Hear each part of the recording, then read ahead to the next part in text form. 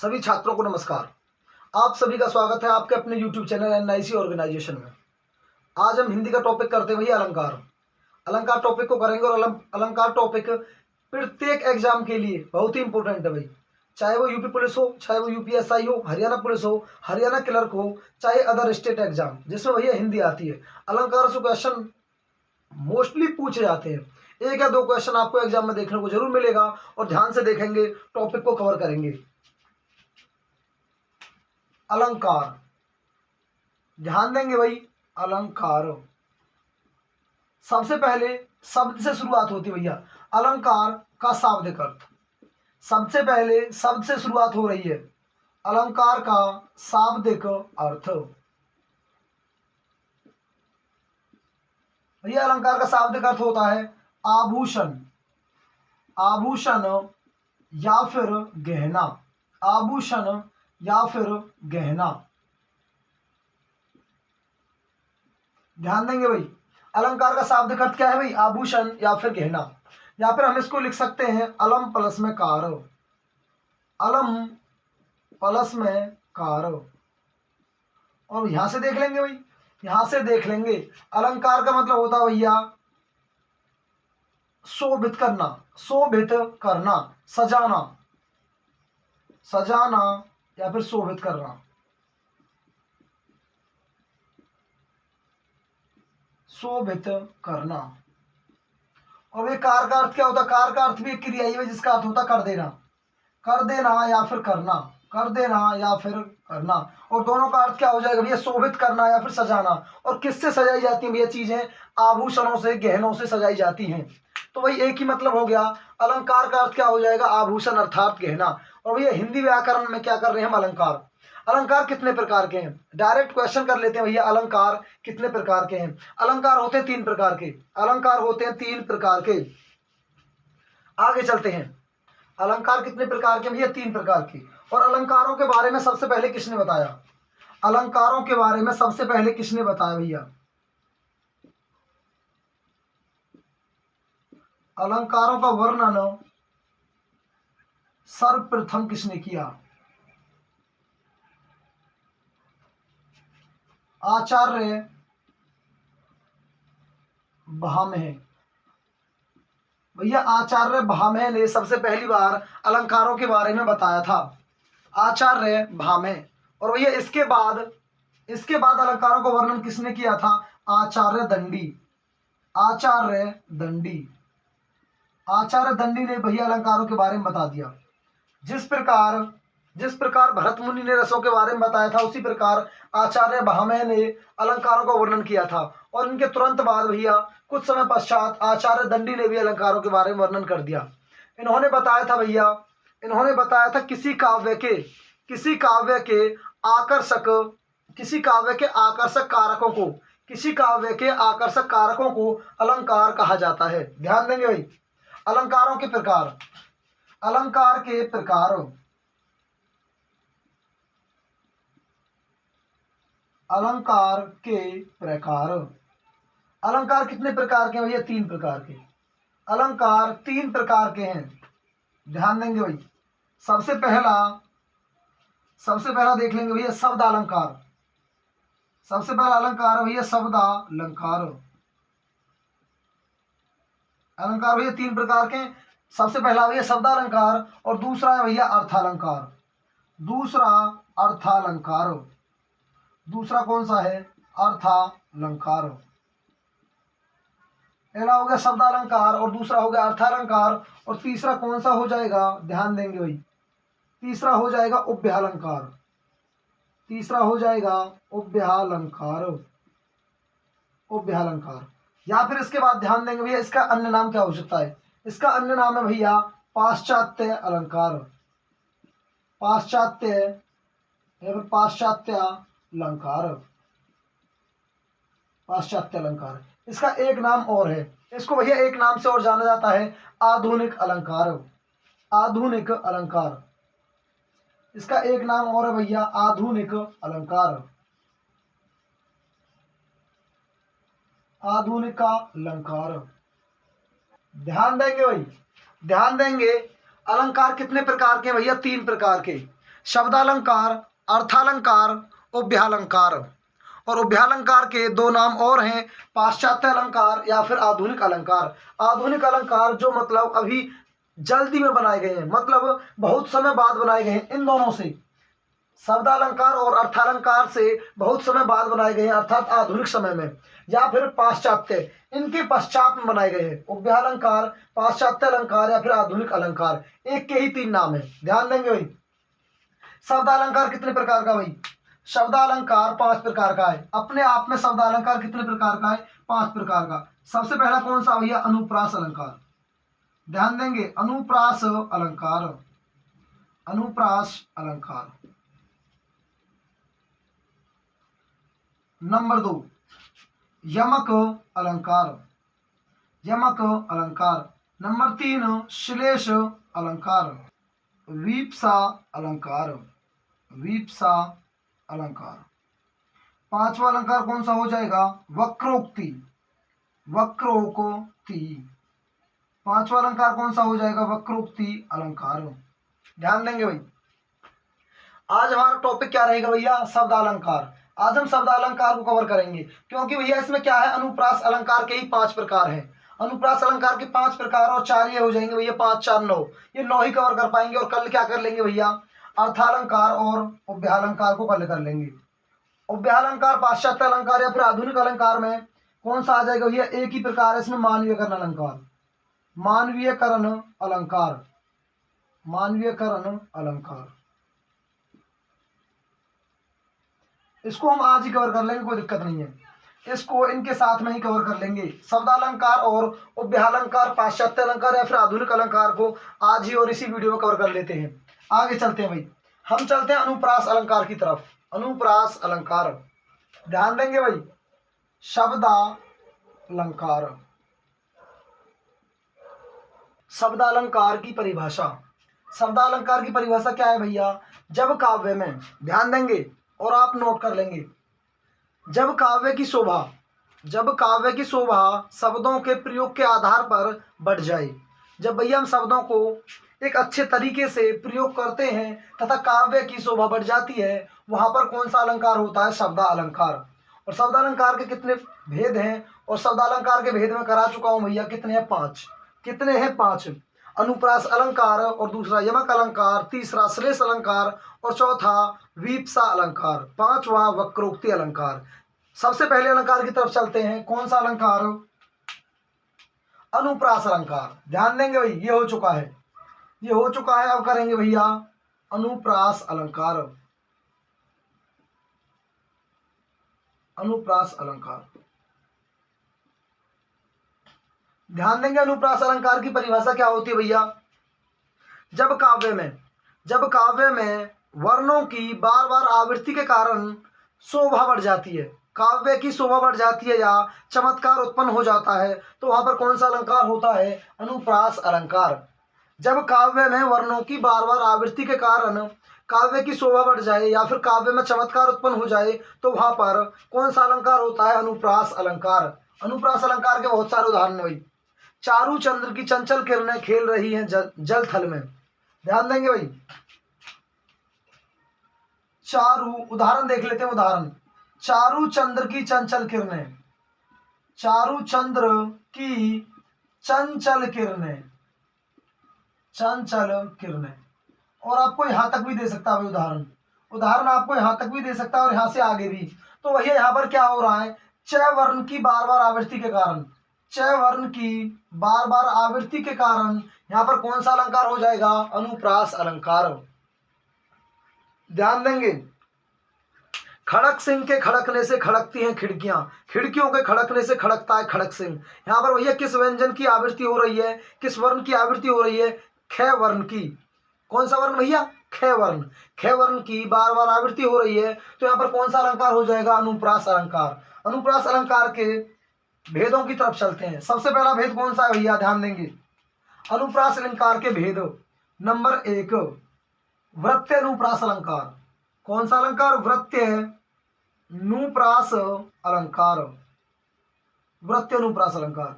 ध्यान देंगे भाई, अब तक जो हमने 10वीं और 12वीं कक्षाओं में अलंकार पढ़ा है, और अलंकार में भी हमने अनुप्रास अलंकार पढ़ा है। तो भैया वो हमने क्या पढ़ा है, वृत्त्यनुप्रास अलंकार। वृत्त्यनुप्रास अलंकार, वृत्त्यनुप्रास अलंकार की परिभाषा क्या हो जाएगी, जब काव्य में शब्दों के पहले वर्ण की बार बार आवृत्ति हो। भैया जब काव्य में शब्दों के पहले वर्ण की बार बार आवृत्ति होगी तो वहां पर कौन सा अलंकार हो जाएगा, वृत्त्यनुप्रास अलंकार। और इसका उदाहरण भैया ये भी चल जाएगा, चारू चंद्र की चंचल किरणें खेल रही हैं जल थल में, खड़क सिंह के खड़कने से खड़कती हैं खिड़कियां, खिड़कियों के खड़कने से खड़कता है खड़क सिंह, ये एग्जाम्पल भी चल जाएगा। या फिर रघुपति राघव राजा राम, रघुपति राघव राजा राम, ये एग्जाम्पल भी चल जाएगा। भैया रे वर्ण की बार बार आवृत्ति हो रही है, शब्द के पहले वर्ण की बार बार आवृत्ति हो रही है, तो यहाँ पर कौन सा हो जाएगा, वृत्त्यनुप्रास अलंकार। कौन सा अलंकार हो जाएगा, वृत्त्यनुप्रास अलंकार। या फिर इसके और एग्जाम्पल देख लेते हैं भैया, चंदू के चाचा ने, चंदू के चाचा ने चंदू की चाची को, चंदू की चाची को, आगे भैया लिखते रहेंगे और सेंटेंस को पूरा कर लेंगे भाई। चंदू के चाचा ने चंदू की चाची को चांदी की चम्मच से चटनी चटाई। ठीक है भाई, पूरा सेंटेंस कर लेंगे।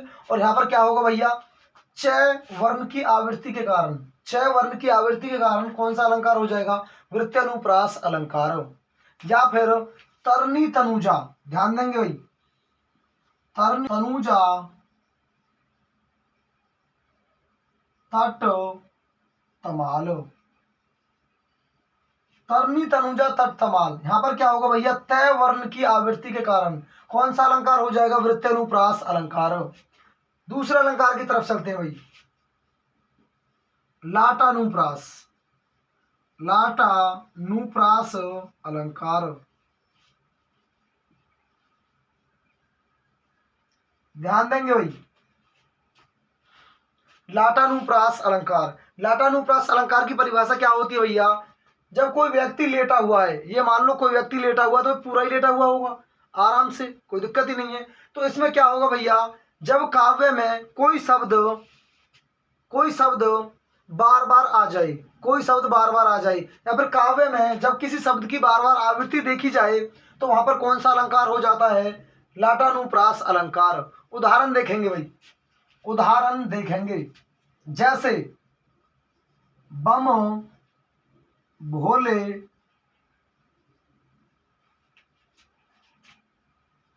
बम भोले, बम भोले बम भोले, बम बम बम, बम बम बम। आपने एग्जाम्पल ले लिया, ये ध्यान देंगे भाई। यहां पर क्या हो रहा है, बम भोले रिपीट हो गया, इसकी आवृत्ति 2 बार हो गई, और फिर बम बम बम 3 बार ये शब्द आ गया। तो भैया क्या हो गया यहाँ पर, लाटानुप्रास अलंकार। कौन सा अलंकार हो गया, लाटानुप्रास अलंकार। दूसरा एग्जाम्पल, भगवान तो भगवान ही है, भगवान तो भगवान ही है।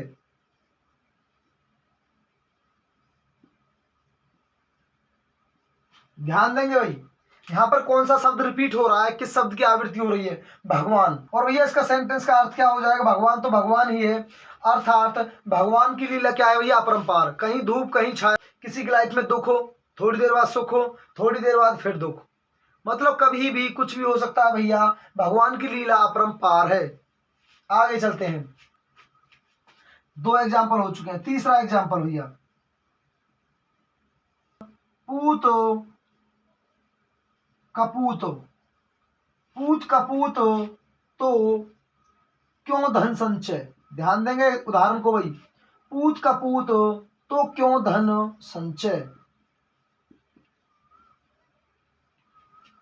दूसरी लाइन इसी में, पूत सपूत तो क्यों धन संचय, क्यों धन संचय।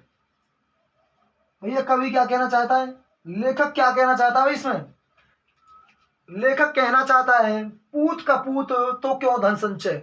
भैया पूत का मतलब होता पुत्र, कपूत का मतलब होता बुरा। यदि आपका पुत्र बेकार है तो भैया आप कितना भी धन इकट्ठा कर लो लेकिन वो उसे बर्बाद कर देगा।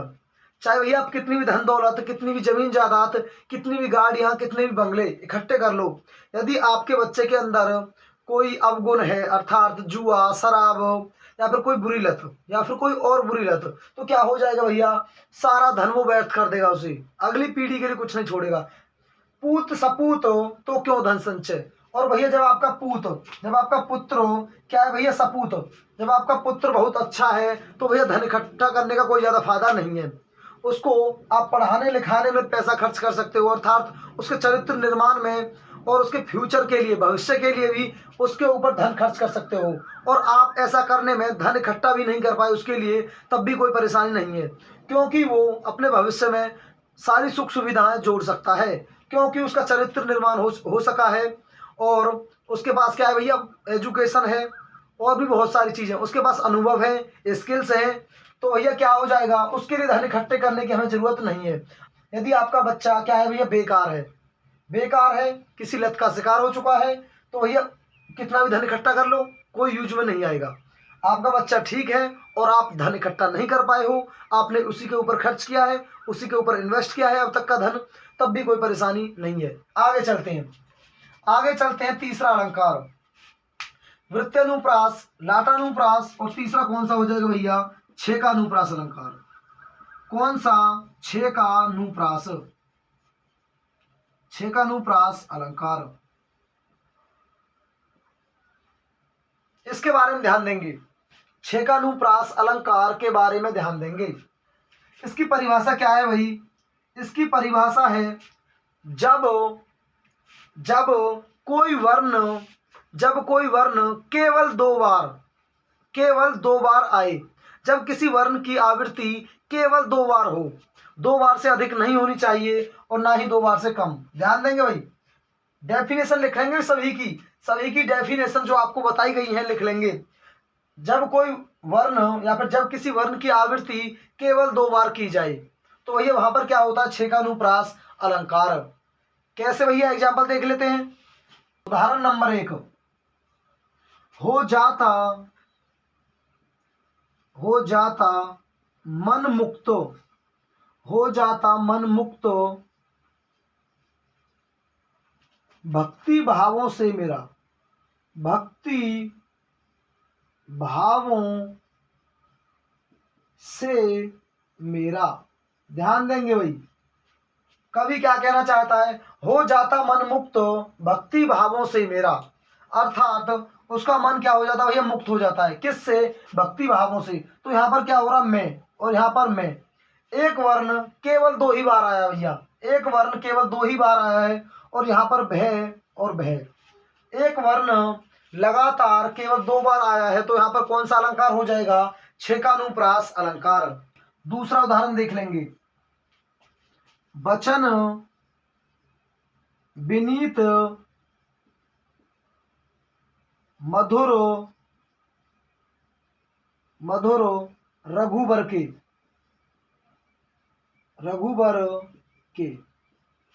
ध्यान देंगे भाई, बै वर्ण की आवृत्ति, भैया बै वर्ण की आवृत्ति केवल 2 ही बार हुई है, बै वर्ण की आवृत्ति केवल 2 ही बार हुई है, और यहाँ पर कौन सा अलंकार हो जाएगा, छेकानुप्रास अलंकार। कौन सा अलंकार हो जाएगा, छेकानुप्रास अलंकार। आगे चलते हैं, एक एग्जाम्पल और देख लेते हैं। अति आनंद मगन, अति आनंद मगन महतारी, अति आनंद मगन महतारी। भैया ध्यान देंगे, इसमें ए वर्ण की आवृत्ति, भैया ए वर्ण की आवृत्ति केवल 2 बार हुई है, और मैं वर्ण की आवृत्ति केवल 2 बार हुई है, अर्थात किसी वर्ण की आवृत्ति केवल 2 बार होती है, वो कौन सा अलंकार हो जाता है, छेकानुप्रास अलंकार।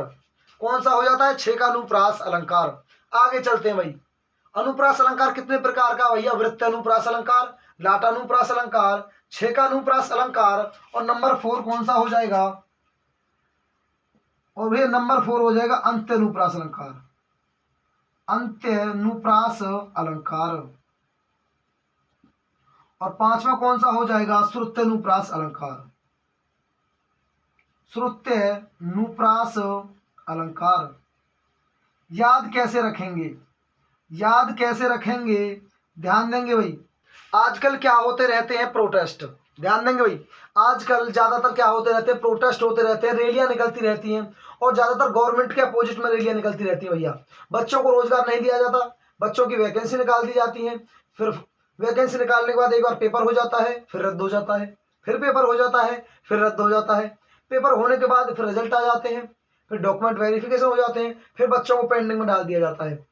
फिर क्या होगा भैया, फिर कोर्ट केस चलेगा और फिर बच्चों की भर्तियां पूरी होंगी 2-3 साल बाद, 2-3 साल के बाद ऐसा होता है। और प्रोसीजर में ही 4-5 साल लग जाते हैं, जैसा कि हरियाणा, यूपी, राजस्थान और अदर स्टेट्स में देखा जा सकता है भैया। और जो अदर स्टेट्स हैं, बाकी स्टेटों में भैया ऐसा ही होता है स्टेट वैकेंसीज का। तो क्या बोला जा रहा है भैया, क्या होता है, प्रोटेस्ट होते हैं, धरने होते हैं, ये सारी चीजें होती रहती हैं। तो यहीं से एक एग्जाम्पल बना लिया भैया पांचों को याद करने का।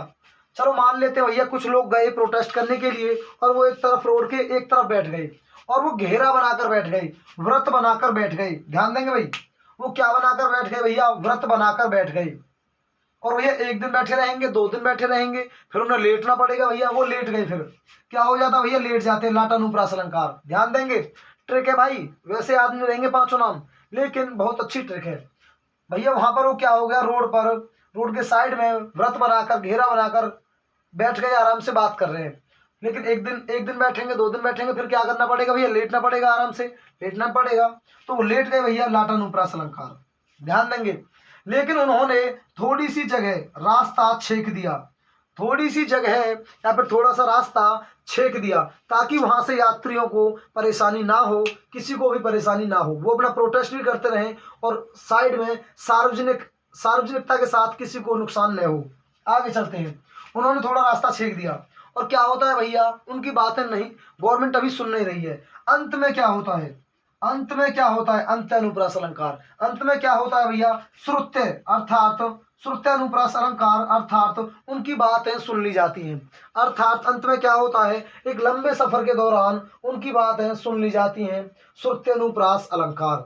आगे चलते हैं, ये ट्रिक बहुत इंपॉर्टेंट है भाई, इन पांचों के नाम याद रख पाना भी बहुत मुश्किल है और इनके अंदर का कंटेंट याद करना उससे भी बड़ा मुश्किल है। लेकिन आपको ऐसी ट्रिक बता दी गई है कि इनके पांचों के नाम आपके दिमाग में फिट बैठ गए होंगे और आप भूल नहीं सकते हो, वरना भूल के दिखा देना।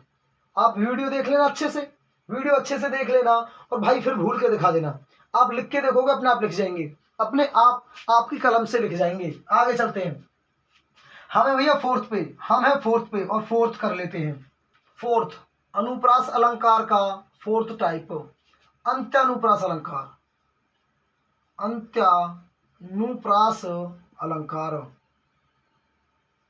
ध्यान देंगे भाई, इसकी डेफिनेशन अपने आप पता चल रहा है भैया, अंत अंत अपने आप पता चल रहा है इसमें। अंत्यानुप्रास अलंकार क्या होता है भैया, जब काव्य के शब्दों में अंतिम वर्ण की आवृत्ति होती है भैया, जब काव्य के शब्दों में अंतिम वर्ण की आवृत्ति बार बार होती है तो वहां पर कौन सा अलंकार बन जाता है, अंत्यानुप्रास अलंकार।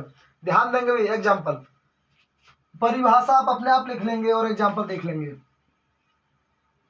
एग्जाम्पल ऐसे, जैसे आपने भैया भजन सुने होंगे, जैसे आपने भजन सुने होंगे, ध्यान देंगे, कभी राम बन के, कभी राम बन के, कभी श्याम बन के, कभी श्याम बन के, कभी राम बन के, कभी श्याम बन के, चले आना प्रभु जी चले आना।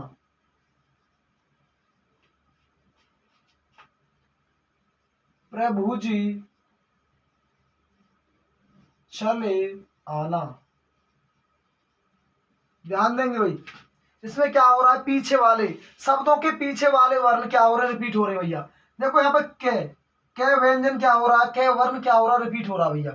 कै, आना आना आना, यहाँ पर देखो कै मान लो या फिर बन के मान लो भैया, कै मान लो या फिर बन के मान लो, शब्द भी रिपीट हो रहा है और भैया क्या हो रहा है, पीछे वाले व्यंजन भी रिपीट हो रहे हैं। कभी राम बन के, कभी श्याम बन के, यहाँ पर भी और भी रिपीट हो गया भैया। ध्यान देंगे यहाँ पर पूरा शब्द भी रिपीट हो गया। वैसे तो यहाँ पर वैसे तो पूरा शब्द भी रिपीट हो गया। ऑप्शन में क्या रहेगा भैया, या तो लाटानुप्रास अलंकार रहेगा या फिर अंत्यानुप्रास अलंकार। इनमें से केवल एक ही मिलेगा, इनमें से केवल आपको एक ही मिलेगा और आंसर लगा देना है। ये होगा भैया पहला एग्जाम्पल। दूसरा एग्जाम्पल ऐसे देख लेते हैं, खट पट खट पट झट इधर मत कर, इधर मत कर। भैया कोई बच्चा शोर शराबा कर रहा है और दूसरा बच्चा वहां पे पढ़ रहा है, तो वो क्या बोलेगा उससे, खट पट झट इधर मत कर, चला जा यहाँ से। भाई चला जा यहाँ से, यहाँ पे मैं पढ़ाई कर रहा हूँ, यहाँ से चला जा, यहाँ पे मैं पढ़ाई कर रहा हूँ। तो भैया यहाँ पे क्या हो गया, ट व्यंजन अर्थात ट वर्ण की बार बार आवृत्ति हो रही है, और वो भी शब्द के पीछे वाले हिस्से में, वो भी शब्द के पीछे वाले हिस्से में। तो क्या हो जाएगा, अंत्यानुप्रास अलंकार। कौन सा हो जाएगा, अंत्यानुप्रास अलंकार। तीसरा एग्जाम्पल देखेंगे भाई, चरर मरर खुल गए अरर, खुल गए अरर।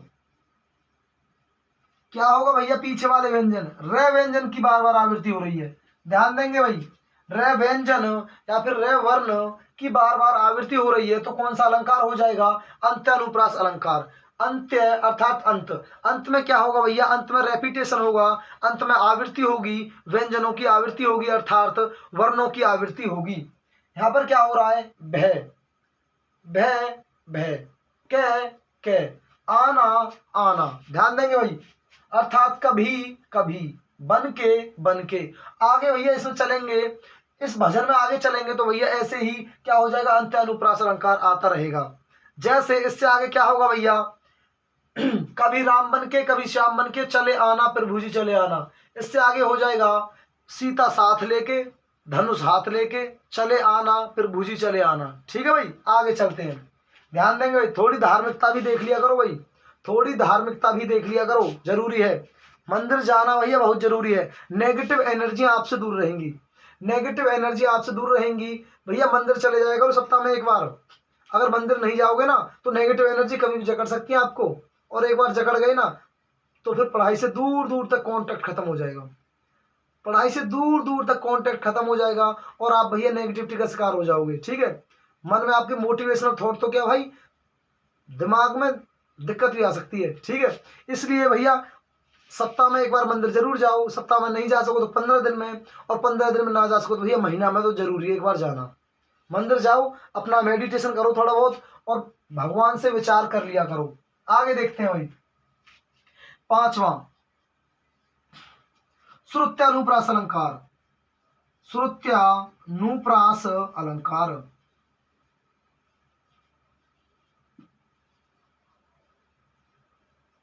देख लेते हैं भैया श्रुत्यानुप्रास अलंकार क्या है, इसकी डेफिनेशन कैसे बनेगी भैया, ध्यान देंगे। श्रुत्यानुप्रास अलंकार अर्थात सुनने से संबंधित, श्रुत्यानुप्रास अर्थात सुनने से संबंधित। जब काव्य में या फिर वाक्य में एक ही उच्चारण स्थान वाले एक से अधिक वर्णों का प्रयोग किया जाएगा तो क्या होगा भैया, श्रुत्यानुप्रास अलंकार हो जाएगा। अर्थात जब काव्य में या फिर वाक्य में एक ही उच्चारण स्थान वाले एक से अधिक वर्णों का प्रयोग किया जाएगा तो वहां पर कौन सा अलंकार हो जाएगा, श्रुत्यानुप्रास अलंकार। एक ही उच्चारण स्थान वाले कौन से भाई, जैसे कवर्ग के ले लेते भैया, क ख ग घ अड़े, चवर्ग च छ ज झ अड़े। ऐसे एक ही उच्चारण स्थान वाले अर्थात कवर्ग, जैसे मैं कवर्ग के ले लिया भैया, ध्यान देंगे, क ख ग घ और अड़े। भैया एक ही वाक्य में जब ये पांचों आपके अक्षर आ जाएं तो वहां पर कौन सा हो जाएगा, श्रुत्यानुप्रास अलंकार, चवर्ग। ऐसे ही आप 5 के 5 वर्गों के देख लेंगे भैया, च छ ज झ और अड़े, ओपन माउथ अड़े। ऐसे ही कवर्ग, चवर्ग, टवर्ग, तवर्ग और पवर्ग। यदि किसी एक वर्ग के 3 अक्षर, 4 अक्षर या फिर 5 अक्षर किसी भी वाक्य में आ जाए तो वहां पर कौन सा अलंकार हो जाएगा, श्रुत्यानुप्रास अलंकार। उदाहरण देख लेंगे भाई इसका, उदाहरण नंबर 1 देख लेंगे भाई, जब से जब से देखी चंचल जल में, चंचल जल में झलक तुम्हारी, झलक तुम्हारी, तब से अच्छी लगी, तब से अच्छी लगी किस्मत हमें हमारी, हमें हमारी। ध्यान देंगे भाई इसमें श्रुत्यनुप्रास अलंकार कैसे है भैया। इसमें कौन कौन से वर्ण आ रहे हैं। देखो छह वर्ण आ गए भैया। छ आ गया, जय जय आ गया भैया, छ, और भैया इसमें छह भी आएगा, सारे आ जाएंगे। छ आ गया, छ जय झय, और झय भी आ जाएगा इसमें, झय भी आ गया, झय झलक। चार व्यंजन, चार व्यंजन अर्थात चार वर्ण चवर्ग के, एक ही उच्चारण स्थान वाले, एक ही उच्चारण स्थान वाले भैया, इनका क्या होता है, कंठ, तालु। ध्यान देंगे भाई, मैंने आपको सारा भैया वर्ण, सारे वर्ण, सारे स्वर अर्थात कंप्लीट वर्णमाला पढ़ा दिए, तो आपको याद होगा भैया। कंठ, तालु, मूर्धा, दंत और दंतोष्ठ। ध्यान देंगे भाई, कंठ, तालु, मूर्धा, दंत और दंतोष्ठ। आगे चलते हैं भैया, जिसको याद ना हो भैया वीडियो देख लेना, प्लेलिस्ट में जाके आप वीडियो देख सकते हो वर्णमाला की, और कंप्लीट कराया है और बहुत अच्छे से कराया है, ट्रिक के साथ कराया है भाई, सारा किसके साथ कराया है, ट्रिक के साथ। आगे चलते हैं। जब से देखी चंचल जल में झलक तुम्हारी, तब से अच्छी लगी किस्मत हमें हमारी। वरना उससे पहले क्या हो रहा था भैया, कवि को भी लाइफ में टेंशन हो रही थी, लेकिन भैया उसने किसी की झलक देख ली, और तब से भैया कवि होते हैं, ठीक है, कवि होते हैं भैया, इमेजिनेशन पे जीते हैं, इमेजिनेशन करते हैं। ऐसा नहीं कि देखी होगी, हाँ झलक देखी होगी तब से जी रहा वो, ऐसा कुछ नहीं होता भैया, इमेजिनेशन करते हैं, और इनकी इमेजिनेशन भगवान से भी ऊपर तक जा सकती है। आपने सुना होगा भैया, जहां ना पहुंचे रवि वहां पहुंचे कवि, इसका अर्थ यही होता है भैया। कवि क्या होता है, कल्पनाशील होता है, वो कल्पना करता है भैया डायरेक्ट, ठीक है, बहुत दूर की कल्पना है। तो एग्जाम्पल आप देख लिए होंगे भैया, दूसरा एग्जाम्पल और देख लेते हैं, कोई दूसरा एग्जाम्पल देख लेंगे भाई। दिनांत था दीनानाथ डूबते, भैया ऐसे उदाहरण देखने को मिलेंगे। इसमें देखो भैया तय, तय, दय, ने, थे, ये वाले आ रहे हैं। कवर्ग, चवर्ग, टवर्ग, तवर्ग अर्थात तवर्ग वाले, तय, थे, दय, धय और ने। ध्यान देंगे भाई, इसमें क्या क्या आ गया। देखो दय आ गया भैया, क्या आ गया, दय आ गया, इसके बाद थे आ गया, थे आ गया, तय भी आ चुका भैया, तय भी आ चुका है, इसके बाद ने आ गया, ने आ गया, केवल दह नहीं आया, केवल दह नहीं आया। और मैंने बताया था भैया, दो वर्ण रिपीट हो सकते हैं, तीन वर्ण, चार वर्ण, सारे वर्ण भी आ सकते हैं, पांच के पांच वर्ण भी आ सकते हैं, तीन आ जाते तब भी हो जाता, चार आ जाते तब भी हो जाता। तो भैया इसमें कितने वर्ण आ गए, चार वर्ण आ गए। दिनांत था दीनानाथ डूबते, ये एक सेंटेंस है भैया जिसमें चार के चार वर्ण आ चुके हैं, और यहाँ पर कौन सा अलंकार हो जाएगा, श्रुत्यनुप्रास अलंकार। अर्थात इनको सुनने में एक लैसी लगती है आपको कि हाँ भाई एक ही उच्चारण स्थान वाले वर्ण आ चुके हैं। आगे चलते हैं, अनुप्रास अलंकार कंप्लीट हो चुका है, आगे चलते हैं यमक अलंकार। शब्द अलंकार का भैया दूसरा अलंकार, शब्द अलंकार का दूसरा अलंकार कौन सा है, यमक अलंकार, यमक अलंकार। ध्यान देंगे भी आगे, यमक अलंकार की डेफिनेशन।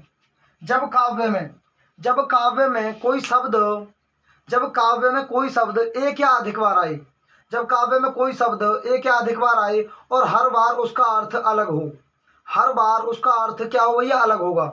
लेकिन क्या होगा, हर बार उसका अर्थ अलग होगा। नोट लिखेंगे ये नोट। देखो यमक अलंकार और श्रेष्ठ अलंकार दोनों में अर्थ, दोनों में डिफरेंस कर पाना बहुत ही डिफिकल्ट है भाई। थोड़ा थोड़ा सा डिफरेंस है, माइनर सा डिफरेंस है, और वो देख पाना बहुत जरूरी है। दोनों की डेफिनेशन सेम रहेगी भैया, दोनों की डेफिनेशन सेम सी रहेगी, थोड़ा सा डिफरेंस है। एक शब्द एक या अधिक बार आएगा और प्रत्येक बार उसका अर्थ अलग होगा। लेकिन नोट क्या भैया इसमें, नोट रहेगा वो अर्थ स्वयं शब्द के लिए रहेगा भैया, वो अर्थ स्वयं शब्द के अनुसार ही होगा भैया, स्वयं शब्द के अनुसार होगा।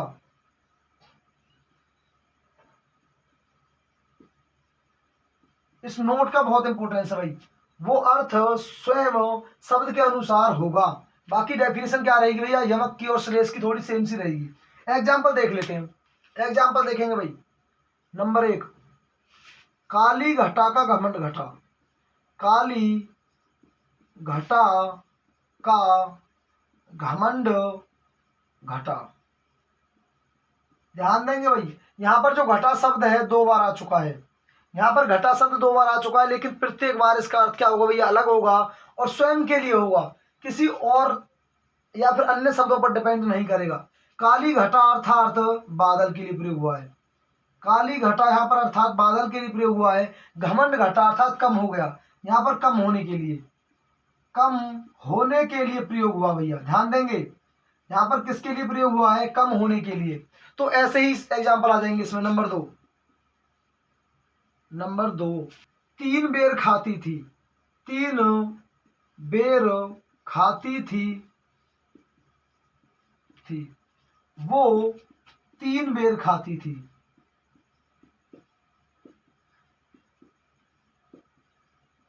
3 बेर खाती थी वो 3 बेर खाती थी। ध्यान देंगे भाई, इसमें क्या होगा, बेर, बेर शब्द 2 बार आ चुका है और इस बेर का अर्थ है भैया 3 बेर खाती थी वो 3 बेर खाती थी। ध्यान देंगे, एक बार बेर का अर्थ हो जाएगा भैया बेर फल, और एक बार हो जाएगा भैया टाइम्स अर्थात कितनी बार, कितनी बार। ऐसे एग्जाम्पल आपको यहां पर देखने को मिलेंगे, ऐसे एग्जाम्पल। नंबर 3 एग्जाम्पल भैया, कनक कनकते 100 गुनी। कनक कनक ते 100 गुनी। कनक कनकते 100 गुनी मादकता अधिकाय। कनक कनकते 100 गुनी मादकता अधिकाय। वह खाए, वह खाए, वह खाए बोराए। वह खाए बोराए जग वह पाए बोराए। वह पाए बोराए। ध्यान देंगे भाई, कनक कनकते 100 गुनी मादकता अधिकाय, वह खाए बोराए जग वह पाए बोराए। देख लेते हैं भाई, कनक कनक अर्थात एक का अर्थ है भैया सोना, भैया सोना, और एक का अर्थ है भैया धतूरा, और दोनों ही चीजें क्या है भैया, पावरफुल। दोनों ही चीजें पावरफुल है भैया। एक तरफ सोना है अर्थात सोना चांदी जेवर वो वाली चीजें, धन दौलत, और दूसरी तरफ क्या है भैया, धतूरा नशा। कनक कनकते 100 गुनी मादकता अधिकाय, वह खाए बोराए जग वह पाए बोराए। अर्थात एक को खाने से और एक को पाने से, एक को खाने से और एक को पाने से व्यक्ति क्या हो जाता है भैया, बौखला सा जाता है। किसी के पास देख ले भैया एक साथ पैसा आ जाए, एक साथ पैसा आ जाए तो भैया उसका दिमाग थोड़ा उल्टी सीधी डायरेक्शन में भी काम कर सकता है, अर्थात उसका दिमाग बौखला जाएगा और वो कुछ उल्टे सीधे डिसीजन लेगा। पैसे से डायरेक्ट गाड़ी लेके आएगा, अच्छी जगह इन्वेस्ट नहीं करेगा, वैसे ही खर्च कर देगा, और बाद में क्या करेगा भाई, फिर मारा मारा फिरेगा। बाद में क्या होगा, मारा मारा फिरेगा। ऐसे भैया धतूरा है, धतूरे के खाकर नशा हो जाता है बहुत ज्यादा, और व्यक्ति को पता नहीं रहता वो कहाँ पड़ा है, उसे पता नहीं रहेगा वो कहाँ पड़ा है। आगे देखते हैं भाई, यमक अलंकार के बाद क्या आ जाएगा भैया, श्लेष अलंकार। श्लेष अलंकार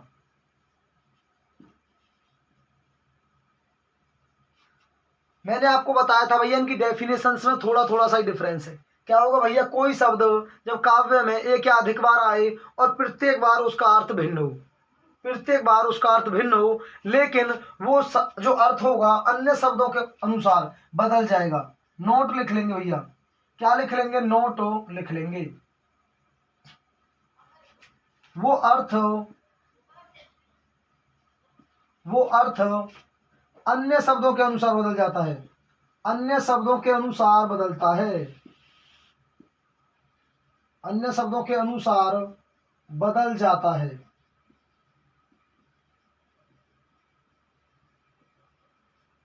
ध्यान देंगे भाई, एग्जाम्पल देख लेते भैया, एग्जाम्पल देख लेते हैं। रहीमन पानी राखिए, आपने एग्जाम्पल सुना होगा भैया, रहीमन पानी राखिए।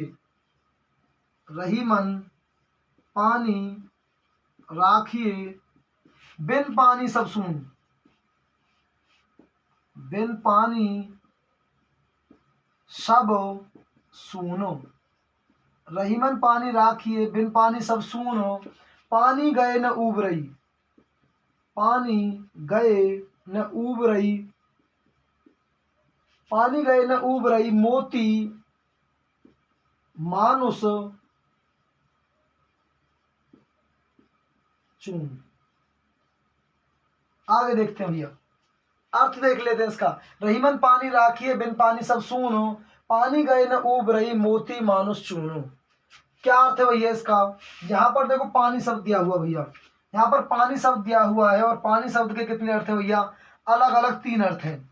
लेकिन वो अपने स्वयं के लिए बता नहीं सकता कि उसके लिए कौन सा अर्थ कहाँ पे होगा। भैया ये शब्द बताएंगे, पानी गए न ऊब रही, मोती मानुष चून। मोती मानुष और चून, इन शब्दों के अनुसार उसका अर्थ निकल रहा है। यहाँ पर ध्यान देंगे, मोती के लिए क्या होगा भैया? पानी का अर्थ चमक। मोती के लिए पानी का अर्थ क्या होगा? चमक। मानुष के लिए अर्थात मनुष्य के लिए क्या होगा? पानी का अर्थ इज्जत। और चून के लिए क्या होगा भैया? नॉर्मल पानी, जो हम आटे में डालते हैं, उसको गूंथते हैं, मांडते हैं उसको, ठीक है भाई, फिर उसके बाद रोटियां बनाते हैं। आगे देखते हैं भैया, प्रत्येक के लिए अर्थात इनके अनुसार पानी का अर्थ चेंज हो रहा है। इनके अनुसार पानी का अर्थ चेंज हो रहा है, वो अर्थ अन्य शब्दों के अनुसार बदल जाता है। और एग्जाम्पल देख लेते हैं भाई, दूसरा उदाहरण देख लेते हैं भाई। चरण धरत चिंता करत। चरण धरत चिंता करत, भावत नींद। भावत नींद न भोर।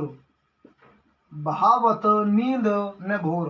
ध्यान देंगे भाई, चरण धरत चिंता करत, भावत नींद न भोर। सुवरन को ढूंढत फिरत। सुवरन को ढूंढत फिरत।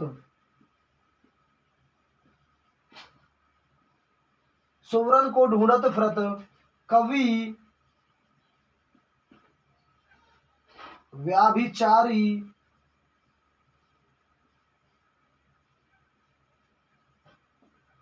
चोर। ध्यान देंगे भाई, कवि क्या कहना चाहता है भैया? चरण धरत चिंता करत, भावत नींद न भोर। सुवरन को ढूंढत फिरत, कवि व्याभिचारी और चोर। अर्थात भैया मनुष्य के बारे में कहा है। चरण धरत चिंता करत अर्थात इस पृथ्वी पर आते ही वो चिंता करने लग जाता है अपने भविष्य की, अर्थात भौतिक वस्तुओं को इकट्ठा करने लग जाता है। आज मुझे ये चाहिए, कल वो चाहिए, परसों वो चाहिए, अर्थात भौतिक सुख सुविधाओं से सारी चाहिए। और वो ऐसे ही भैया 3 व्यक्तियों के नाम लेता है। 3 व्यक्तियों के नाम लेता है, अर्थात 3 कैरेक्टर्स के नाम लेता है और बताता है उनको एक ही चीज, सेम चीज है भैया, सुवर्ण। सुवर्ण अर्थात इसके अलग अलग अर्थ निकलेंगे तीनों के लिए, कवि के लिए, व्याभिचारी के लिए और चोर के लिए। कवि के लिए, व्याभिचारी के लिए और चोर के लिए एक ही शब्द है, लेकिन इसका अर्थ तीनों के लिए अलग अलग तरीके से निकलता है। कवि के लिए क्या होगा भैया? सुवर्ण अर्थात कवि को क्या चाहिए? अच्छे शब्द। कवि को चाहिए भैया अच्छे शब्द अपनी कविता बनाने के लिए। इसके बाद व्याभिचारी कौन होता भैया? व्याभिचारी का मतलब होता कैरेक्टरलेस आदमी, कैरेक्टरलेस लड़का, जो भैया आपने देखे होंगे गलियों में आवारा घूमते रहते हैं, 3-4 रहेंगे एक ही बाइक पर और वो घूमते रहेंगे। उनको रास्ते में कोई मिल जाए, उनको कमेंटबाजी करनी है केवल, ठीक है, कमेंटबाजी करनी है और 2-3 जगह तो पिट भी जाते हैं वो, लेकिन पता नहीं चल पाता उनका घर, थोड़ा बहुत पिट के आते हैं तो कोई दिक्कत नहीं है, ठीक है भाई। हाँ, ऐसे होते हुए आपने देखा हो। और कभी कभी ज्यादा पिट जाते हैं तो भाई फिर घर वालों को तो क्या, रिश्तेदारों को पता चल जाता है, ठीक है। आगे देखते हैं भैया, चोर। चोर क्या रहेगा भैया? चोर, चोर के लिए सुवर्ण का अर्थ क्या रहेगा? अर्थात चोरी की वस्तुएं, धन दौलत, बाइक, भाई कुछ भी चोर, चोर तो कुछ भी चोरी कर सकता है ना, तो सुवर्ण का अर्थ है भैया उसके लिए अच्छी चोरी, अच्छी चोरी का सामान। तो ये कवि के लिए क्या रहेगा? अच्छे शब्द। व्याभिचारी के लिए क्या रहेगा? सुंदर स्त्री अर्थात सुंदर युवती। वो भैया जो ऐसे जो बंदे रहते हैं अर्थात करेक्टरलेस, जिनका चरित्र नहीं होता भैया ठीक ठाक, वो क्या देखते हैं? अच्छी महिला उनको कहीं दिखी, उन्होंने कमेंट किया, चाहे वो पिट जाए, ठीक है। इससे आगे कुछ नहीं भैया, समझ गए होंगे आप। चोर, चोर को भैया चोरी का सामान चाहिए। आगे चलते हैं, चौथा अलंकार। चौथा अलंकार 4 अलंकार। चौथा अलंकार कौन सा भैया? ध्यान देंगे शब्द अलंकार का, वीपसा अलंकार। वीपसा अलंकार और इसकी परिभाषा क्या होगी भैया? काव्य की शोभा बढ़ाने के लिए, काव्य की शोभा बढ़ाने के लिए कभी कभी शब्दों की आवृत्ति कर दी जाती है भैया। कभी कभी काव्य की शोभा बढ़ाने के लिए शब्दों की आवृत्ति कर दी जाती है। और भैया वहां पर कौन सा अलंकार होता है? वीप्सा अलंकार। वहां पर क्या होता है? वीप्सा अलंकार। जब शब्दों की आवृत्ति की जाती है तो उनका अर्थ क्या रहता है भैया? समान। जिस शब्द की आवृत्ति की जाएगी उसका अर्थ हमेशा समान रहेगा, चाहे वो एक बार आए, दो बार आए, चाहे वो तीन बार आए, अर्थ क्या रहेगा? हमेशा समान रहेगा। केवल काव्य में सुंदरता लाने के लिए, केवल काव्य में सुंदरता लाने के लिए उसे रिपीट किया जाता है, अर्थात उसकी आवृत्ति की जाती है। और हर बार उसका अर्थ क्या रहेगा भैया? सेम। हर बार उसका अर्थ क्या रहेगा? सेम। जैसे जैसे चल चल, चलो चलो, भैया हम एक बार भी बोल सकते थे इसको। चल। खा खा, खा खा। पी पी, छी छी। ऐसे शब्द भैया ध्यान देंगे।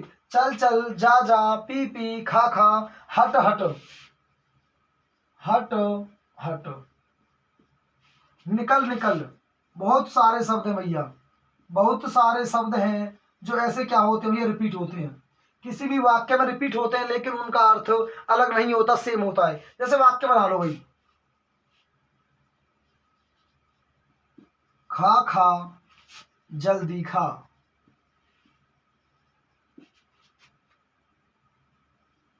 हमें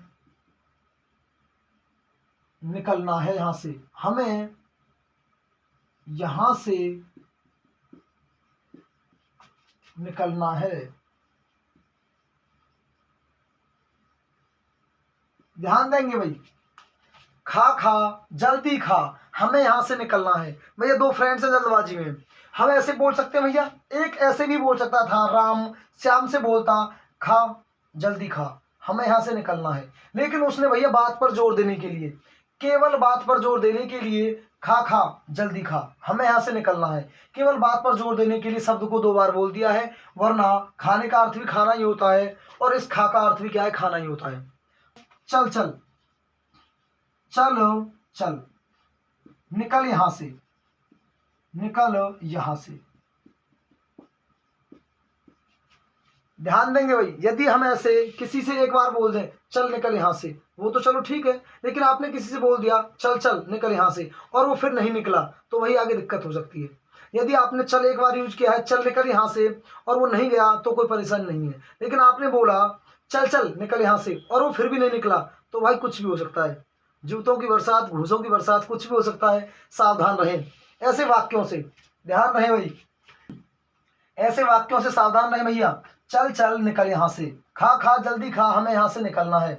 छी छी, कितनी गंदगी है, छी छी कितनी गंदगी है, छी छी कितनी गंदगी है। भैया वाक्य में ऐसे बोला जा सकता है, छी कितनी गंदगी है। वाक्य को ऐसे भी बोला जा सकता है, छी कितनी गंदगी है। लेकिन उसने बोला छी छी कितनी गंदगी है, अर्थात वहां पर गंदगी ज्यादा ही होगी भैया। जोर दबाव दे के बोलना चाह रहा है, वो गंदगी बहुत ज्यादा भैया, गंदगी बहुत ज्यादा है। तो भैया ऐसे यहाँ पर क्या हो जाता है? ऐसे वाक्यों में क्या हो जाता है? वीप्सा अलंकार। आगे चलते हैं। पांचवा अलंकार कौन सा? वक्रोक्ति अलंकार। वक्रोक्ति अलंकार।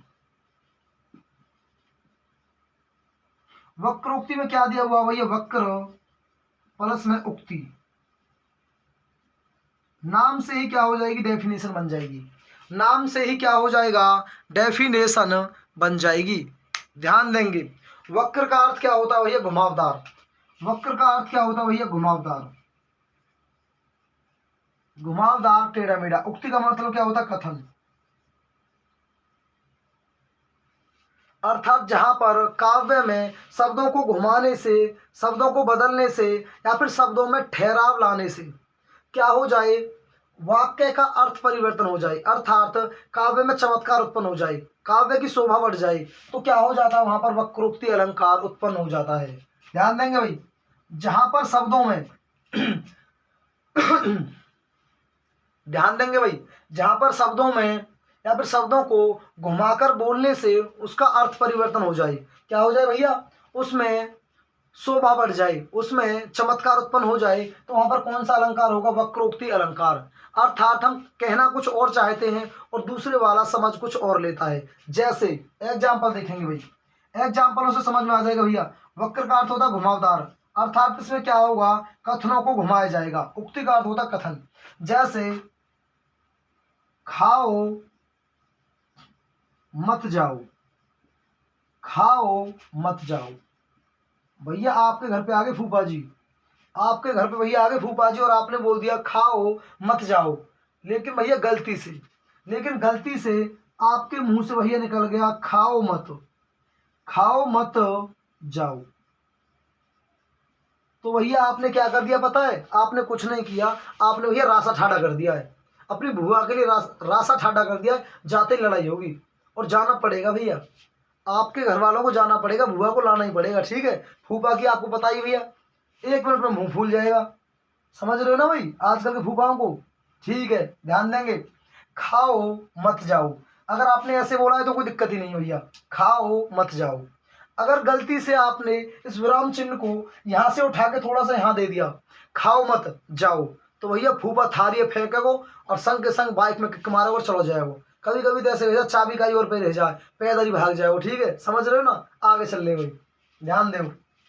ऐसे बहुत सारे एग्जाम्पल है भाई। अब क्या होगा भैया? रोको मत जाने दो, रोको मत जाने दो। ध्यान देंगे भाई। भाई आपके पापा जी तो फिर भी शर्म करेंगे, तो वो बोलेंगे आपसे रोको मत जाने दो, लेकिन फिर भी भैया तुमने कत्ती नाश पे बैठे हो, तुम कत्ते बुआ के नाश पे बैठे हो, पापा के नाश पे बैठे हो, तुमने फिर भी कह दी रोको मत, रोको मत जाने दो। भैया तुम्हारे अलंकार के चक्कर में क्या हो, घर को नाश हो जाए वो। ध्यान दियो, यह अलंकार थोड़ा सा बच के ही रही हो। ठीक है भाई? हाँ, कभी गलती तो तुम अलंकार पर अलंकार प्रयोग कर ले हो और पता पड़ रही है फूफा जी घर जाकर डंडा डंडा नहीं यूज कर रहे हैं, तुम यहाँ अलंकार प्रयोग कर रहे हो, वो डंडा प्रयोग कर रहे हैं, तो भाई बात बिगड़ सके। ठीक है? हाँ, सकारे को भैया तुम्हें दिक्कत आएगी, जाना पड़ेगा बुआ जी, आखिरकार जाना पड़ेगा भैया आपको, आपके पेरेंट्स को जाना पड़ेगा। तो भैया ऐसे अलंकार ने कमी प्रयोग करियो। ठीक है? हाँ, खाओ मत जाओ, खाओ मत जाओ, रोको मत जाने दो, रोको मत जाने दो। और भैया देखो अब क्या, तो कत्ती जान पे बात आ जाएगी। मारो मत, मारो मत छोड़ो, मारो मत छोड़ो। आपने बोल दिया भैया मारो मत छोड़ो, ले भैया आगे जान पे बात कर ले, अलंकार को प्रयोग कर ले भैया, अलंकार को प्रयोग, जान पे बात आ गई। मारो मत छोड़ो, आपको छोड़ना भैया किसी को, लेकिन जो बोलने वाला उसने ऐसे बोल दिया मारो मत छोड़ो, है कि ना भैया दिक्कत? ऐसे दिक्कत है जाएंगी। तो हमारे पढ़ ले भैया, ध्यान से पढ़ लो, क्या पता दूसरे वाला अलंकार प्रयोग कर रहा हो और बाद में बोल दे कि भैया मैं तो वक्रोक्ति अलंकार को प्रयोग करके देख रहा हूँ, और तुम तो पिट जाओगे ना खामा, बिना बात की पास के फटे ले जाओगे। खूब पता भाई तुम्हें। तो हमारे भैया पढ़ाई कर लो, कहीं भी काम आ सके। ठीक है भाई, पढ़ाई कर लो भैया, कहीं भी काम आ जाएगी। आगे चलते हैं भैया, आगे चलते हैं। अब पढ़ेंगे भैया अलंकार का तीसरा टाइप, क्योंकि उसमें भैया एक ही अलंकार है। अलंकारों का तीसरा टाइप उभयालंकार, उभयालंकार। इसी का दूसरा नाम भैया सबसे लेट आया था ये पाश्चात्य अलंकार, पाश्चात्य अलंकार, पाश्चात्य अलंकार।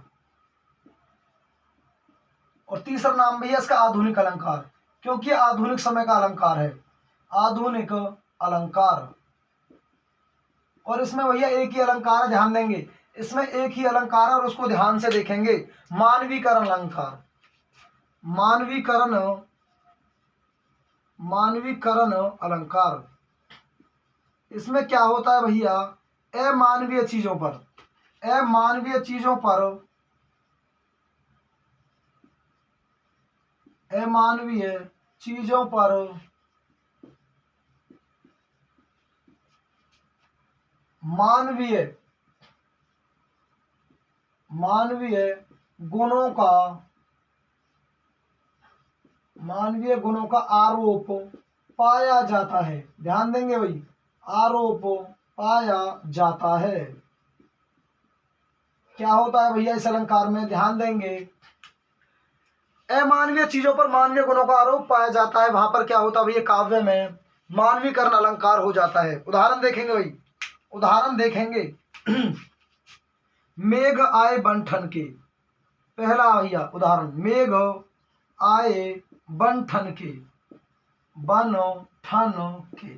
ध्यान देंगे भाई, आपने कभी बादलों को देखा है कि भैया बन ठन के आए हैं, नए कपड़े पहन के, नए जूते पहन के, टाई लगा के, मस्त झकास चंगा होके?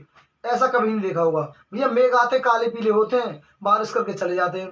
तो भैया क्यों इसमें इतना कुछ बनाया जा रहा है? इसलिए बनाया जा रहा है ताकि आपको भैया एक और नया अलंकार मिल सके, और नया अलंकार मिल गया मानवीयकरण अलंकार, अर्थात अमानवीय चीज। मेघ भैया कोई मानव से संबंधित चीज नहीं है, ये अलग है। मेघ प्रकृति की चीज है भैया। अमानवीय चीज अर्थात प्राकृतिक चीजों पर मानवीय गुणों का आरोप पाया जाएगा भैया। यहाँ पर ये प्राकृतिक भी हो सकती है, मानव निर्मित भी हो सकती है, लेकिन भैया मानव से संबंधित नहीं होंगी। क्या मानव के बारे में बात की जाएगी, अन्य चीजों के बारे में बात की जाएगी। मेघ आए बन ठन के, भैया बन ठन के कौन आता है? मानव। ये मानवीय चीज हो गई भैया। मानवीय गुणों का आरोप हो गया किस पर? मेघ पर, अर्थात बादलों पर, अर्थात अमानवीय चीज पर, अमानवीय वस्तु पर। तो भैया एग्जाम्पल ऐसे रहेंगे। मेघ आए बन ठन के कौन आता है? पुरुष, स्त्री अर्थात मानव जाति। और ये क्या है भैया? प्राकृतिक, प्राकृतिक चीजें हैं, और प्राकृतिक चीजों पर मानवीय गुणों का आरोप पाया जा रहा है। तो इसमें कौन सा अलंकार हो जाएगा? उभयालंकार का मानवीय अलंकार। दूसरा एग्जाम्पल देखेंगे भाई, आए बसंत मेहनत। भैया आपकी बार बसंत की तुलना किससे कर दी है? मेहनत से। मेहनत क्या होता है? साधु। मेहनत क्या होता है भैया? साधु। और अब की बार बसंत की तुलना कर दी है साधु से, कि बसंत ऐसे आ रही है जैसे कोई साधु आता है। भैया बसंत कोई ऐसे आती है कि हाँ एक हाथ में टाट कमंडल ले रखा, दूसरे हाथ में पूजा के लिए कोई पात्र ले रखा, जटाएं बिखरी हुई हैं, और कपड़े भैया कमी पहन रखे हैं, थोड़े डरावने से कपड़े पहन रखे हैं, भभूत लगा रखी है सर पे। ठीक है भाई, समझ रहे हो ना आप? हाँ, उन्होंने वेशभूषा ऐसी कर रखी है जैसे बाबा जी में घूमते हैं भाई। ठीक है, हाँ, बाबा जी घूमते हैं भिक्षा लेते हुए, मौज मस्ती में अपनी, आराम से। तो भैया बसंत ऋतु कभी ऐसे नहीं आती। बसंत ऋतु अपना आराम से चुपचाप आएगी, फूल खिलेंगे चारों तरफ, नए नए पेड़ों पर कोपले आएंगे, प्रकृति अपने आप सुंदर लगने लगेगी। तो उसमें और साधुओं में बहुत फर्क है। तो भैया ऐसा नहीं होता। यहाँ पर क्या हो रहा है? अमानवीय चीजों पर, अर्थात बसंत प्राकृतिक चीज है, इस पर क्या हो रहा है? मानवीय गुणों का आरोप पाया जा रहा है। मानवीय गुण क्या है? अर्थात साधु। साधु क्या है भैया? एक मानव है। आगे चलते हैं, तीसरा एग्जाम्पल, कलियां हंसे। भैया तीसरा एग्जाम्पल, कलियां हंसे फूल मुस्कुराएं।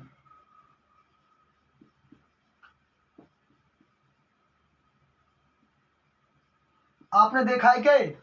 आपने भैया ऐसा देखा है क्या? कलियां हंसे फूल मुस्कुराएं, क्या आपने देखा है? ऐसा नहीं देखा होगा भैया।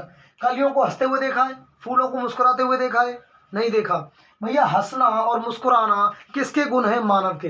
हंसना मुस्कुराना मानव जाति के गुण है। और भैया ये आरोप किस पे लगा दिए? कलियां और फूल। भैया कलियों पर और फूलों पर आरोप लगा दिया है, अर्थात प्राकृतिक चीजों पर, अर्थात प्राकृतिक चीजों पर मानवीय गुणों का आरोप लगा दिया है। तो यहाँ पर कौन सा अलंकार हो जाएगा भैया? मानवीयकरण अलंकार। कलियां हंसे फूल मुस्कुराएं, ऐसा नहीं होता भैया। केवल क्या कर दिया भैया? आरोप लगा दिया है थोड़ा सा। ठीक है भाई, अमानवीय चीजों पर मानवीय गुणों का, अर्थात प्राकृतिक चीजों पर मानवीय गुणों का। चौथा एग्जाम्पल देख लेंगे भाई, जगी जगी वनस्पतियां, जगी वनस्पतियां अलसाई, अलसाई। मुख धोती, मुख धोती शीतल जल से, मुख धोती शीतल जल से। और भैया यहाँ पर क्या हो रहा है? देखो, जगी वनस्पतियां अलसाई। अलसाई का अर्थ होता है भैया आलस से भरी हुई। जैसे हमारी सुबह नींद खुलती है सबकी, तो भैया आलस से भरे रहते हैं, दो चार अंगड़ाई मारेंगे, इतनी थूका तो गिलास ही फेंकने भैया बेड पे थे, ध्यान देंगे। ठीक है, हाँ, क्या तो फोन ही फोड़ दे, गलती थे फूट जाए भैया, हाथ लग जाए इधर उधर, कोई बात ना, इतना आलस ठीक ना भाई है। आगे चलते हैं, जगी वनस्पतियां अलसाई, अर्थात वनस्पतियां कैसे जग रही हैं? जैसे उनमें आलस भरा हुआ है, ऐसे थोड़ी जगती वनस्पतियां, अलग ही गुण है भैया। मानव के गुणों को वनस्पतियों पर अर्थात प्रकृति पर आरोप लगाया जा रहा है उनका। मुख धोती शीतल जल से। देखो भैया, वनस्पति मुख धो रही शीतल जल से। भैया कोई पेड़ है, वो सुबह जग गया, सुबह हो गई, मुख धोता हुआ देखा आपने? नहीं देखा होगा। तो ये आरोप लगाया जा रहा है, आरोप लगाया जा रहा है। भैया मुख कौन धोता है जगते ही? मानव। मानव क्या करता है भैया? जगते ही थोड़ा मुख धो लेता है, ठीक है। बहुत सारे तो भैया ऐसे होंगे जो मुख तो का कोई मतलब ही ना है, जो कुछ धो भी ले, ठीक है। धोनो नहानो कोई मतलब ही ना, 12 बजे जग रहे दिन के, और फिर क्या तो 1 घंटा जग के फिर 1 बजे फिर सो रहे हैं। तो ऐसे महानुभावनता लगी रही हो भैया, अपने विचार में थोड़ा लगी राखी ऐसे। जगी वनस्पतियां अलसाई, मुख धोती शीतल जल से। तो भैया यहाँ पर क्या हो रहा है? मानवीय गुणों का आरोप लगाया जा रहा है अमानवीय चीजों पर, अर्थात प्राकृतिक चीजों पर। कंसेप्ट आपको सारे समझ में आ गए होंगे भाई। पूरी वीडियो मस्त झकास हुई है, कोई दिक्कत ही नहीं है, ठीक है। हाँ भैया, वीडियोज को लाइक कर दिया करो, शेयर कर दिया करो, और अपने चैनल को, NIC ऑर्गेनाइजेशन को सब्सक्राइब कर लो। क्वेश्चन वही है, इससे बाहर नहीं जाएगा। इस कंटेंट से क्वेश्चन बाहर जाने वाला नहीं है। केवल आपके ऊपर है कि आपने कितना समझा है, कि आपने कंसेप्ट्स पे कितनी पकड़ बनाई है और कितनी डेफिनेशंस आपने नोट की हैं। डेफिनेशन भाई मैंने लिखवाई नहीं है, एक भी डेफिनेशन मैंने वैसे नहीं लिखवाई है कि हाँ मैं लिखवा दूं, लेकिन मैंने बोल दी है और आपको नोट कर लेनी है। आपको भैया वो नोट कर लेनी है, याद कर लेनी है, और एक भी कंसेप्ट इनसे बाहर नहीं जाएगा। नेक्स्ट वीडियो में क्या हो जाएगा भैया? अर्थालंकार, शब्दालंकार और उभयालंकार। शब्दालंकार और उभयालंकार इस वीडियो में हो चुका है, और नेक्स्ट वीडियो में क्या हो जाएगा? अर्थालंकार। कंप्लीट 2 वीडियो जो भैया अलंकार खत्म, और आपकी लाइफ से अलंकारों का खात्मा हो चुका है। धन्यवाद। जय हिंद।